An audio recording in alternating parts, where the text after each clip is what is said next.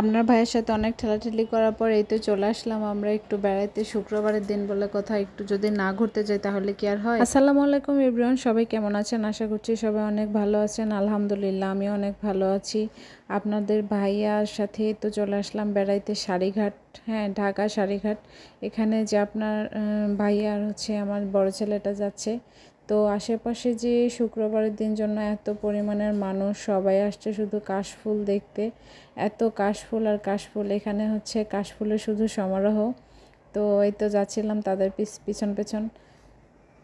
গত বছরই অনেক আশা ছিল যে এখানে একটু বেড়াতে যাব কাশফুল দেখার জন্য। তো গত বছর এমন একটা সময় গিয়েছিলাম যেখানে কাশফুলগুলো সব মরে গিয়েছিল এবং ওখানে আগুন ধরিয়ে সব পুড়িয়ে ফেলা হয়েছিল। তো এবার ভাবছি যে যাবই যাব, কোনো কথা নাই, তুমি আমাকে নিয়ে চলো। তো আপনাদের ভাইয়াও রাজি হয়ে গেল, পরে চলে গেলাম। এখানে আসার পর যে এতটা ভালো লাগতেছিল আসলে বলার ভাষা নেই। তো মানে এত পরিমাণে কাশফুল দেখতে যা ভাল লাগতেছিল মানে বলার মতো না। আর আশেপাশে একটু মেঘমেঘ ছিল আর এত প্রচণ্ড পরিমাণের গরম, যা গরম আসলে সহ্য করার মতোই না। এখানে আমার ছেলেটাকে বলতেছিলাম বাবা এদিকে আসো, আমরা একটু ভিডিও শ্যুট করি, একটু ফটোশ্যুট করি। বলতেছে আম্মু এখানে অনেক পোকা, এখানে অনেক পোকা, আমি যাইতে পারবো না বলে কান্নাকাটি লাগাই দিছে। যাই হোক শেষমেশ ওকে নিয়ে আসলাম। ওকে বলতেছিলাম যে বাবা তুমি এইভাবে একটু ভালো করে তাকাও, তোমার আর তোমার বাবার হচ্ছে একটা ছবি তুলি। ও কিছুতেই তুলবে না। তো যাই হোক এখানে হচ্ছে একটু আমি কাশফুল নাড়াচাড়া করতেছিলাম। কাশফুলগুলো এত ভালো লাগতেছিল, আমি কখনো এভাবে সরাসরি দেখি নাই। এখন তো এই তো দুজনকে এখানে দাঁড়ায় রাখছি, বলতেছি বাবা তোমাদের একটা পিক তুলি। ছোট বাচ্চা তো বাবা মাশাআল্লাহ, ও হচ্ছে চশমা পেয়ে চশমা নিয়ে সবসময় ব্যস্ত। চশমা কোনোভাবেই খুলবে না চোখ থেকে। এই তো চশমা দেখতেছেন পরে আছে। তারপরে বলতেছি বাবা একটু হাঁটো, ও হাঁটে না, চশমা খোলে আবার পরে এগুলো করে। আর বড় ছেলেটাকে বলতেছি বাবা একটু ভালো করে দাঁড়াও, দুজন কোনোভাবেই দাঁড়ায় না। যাই হোক এখানে চলে আসলাম আমরা হচ্ছে আইসক্রিম খেতে। তো মামার হচ্ছে কুলফি আইসক্রিম না কি আইসক্রিম বলে, যাই হোক এটা আমি জানি না। তারপরেও সে যে চশমা খোলেনি কোনোভাবে, যে হাতে করে নিয়ে আসে।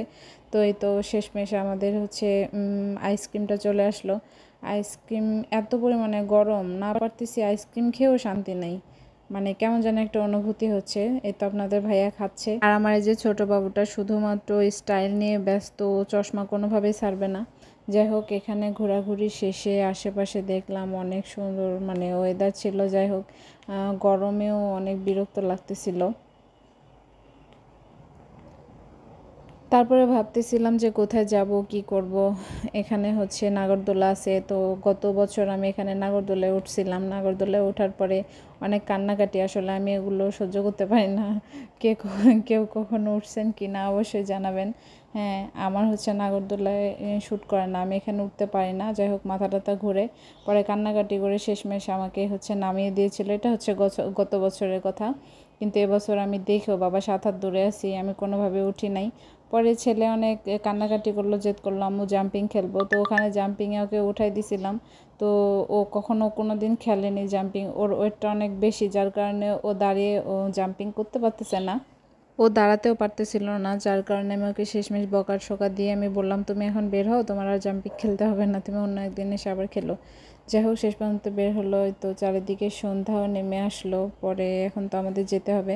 ওখান থেকে আসা আসলে সন্ধ্যার পরে অনেক কষ্টদায়ক, কারণ অনেক মানুষ একসাথে ভিড় করে, যার কারণে অটো রিক্সা কোনো কিছুই পাওয়া যায় না। আমরা এই জন্য এখানে একটা রেস্টুরেন্টে এসেছিলাম, সেখানে কিছু ফাস্টফুড খেলাম, খেয়ে একটু বসেছিলাম। তারপরে অনেক ভিড়টি সব চলে গেল, তারপরে দিন চলে আসলাম। যাই হোক আমার ব্লগটা এখানেই শেষ।